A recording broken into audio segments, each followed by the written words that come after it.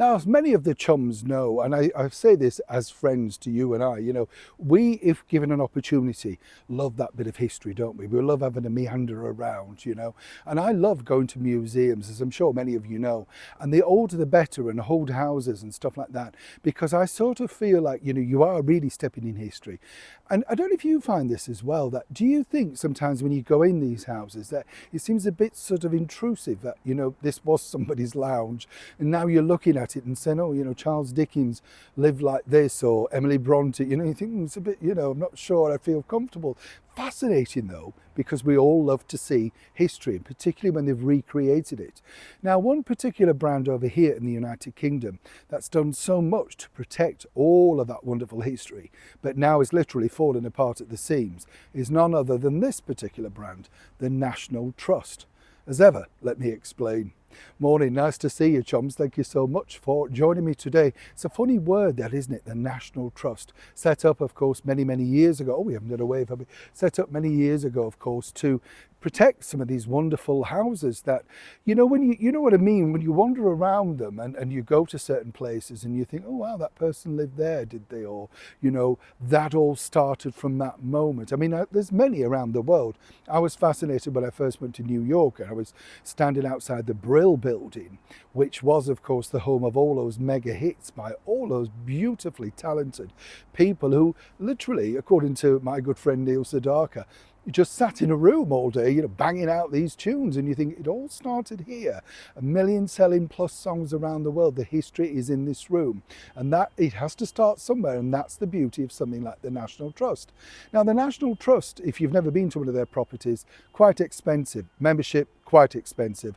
And between you and I, the cafe's incredibly expensive, but they say it goes to the cost of the stuff, but they are subsidized in many ways. And I've often said this, right, to our friends on this channel, that the problem is, if you were reliant on the public, then you have to be nice to the public. You have to think, well, the public pay your salary. And it's a bit like being in a show. We were always told when I was in variety or theatres or whatever, when you step out, that person is a potential ticket buyer. So you have to be on your best behaviour at all times. No looking disinterested, no chewing gum, there was a lot of rules in those days. Nowadays, of course, people take charge of these things and literally turn away people that are potentially going to give a lot of money. The National Trust have recently just fired a collection of volunteer gardeners, and it's ridiculous when I tell you this story. This is because they do not want to adhere to many of the ridiculous inclusivity rules. And the thing is, I don't know about you, but if you're a volunteer, surely that's your choice. Many of the volunteers have been very dedicated, some over 20 years plus, and they are the ones that create, maintain, look after those gardens, all for nothing, probably just a pot of tea at the end of the day or a bit of cake left over from the cafe or something like that. They're very dedicated and, more importantly, work for free. The National Trust say, because they've brought in all of these diversity, inclusivity rules, that these people are now refusing to sign those rules, and so they don't fit in. And one by one, they've been told you can go, we don't want you, or whatever. Now, here's the big problem, in my opinion, for that story, is these people go and tell their friends, and they're all from quite wealthy areas where the National Trust are. So all of their families now won't go, they won't donate, it's going to give a topple of fold. This will close down simply because the nutties running these companies, and they are nuts, don't understand business.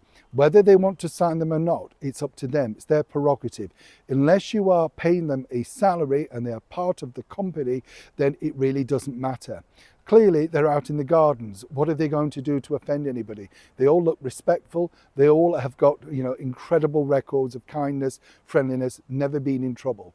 So again, what we're seeing is the woke-aratery trying to wipe out a tradition over here. And when you look at it also, and you think about it, well, what exactly do they want? Because a lot of the people that we're now having invade us on a daily basis are simply not interested in our wonderful culture and history. And they are certainly not going to do it for free.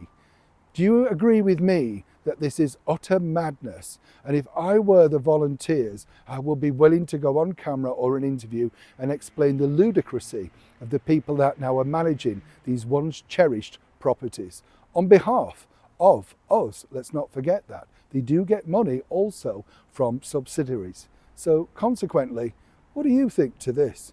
I'd love to know genuinely. Neil Sean, Kensington, London.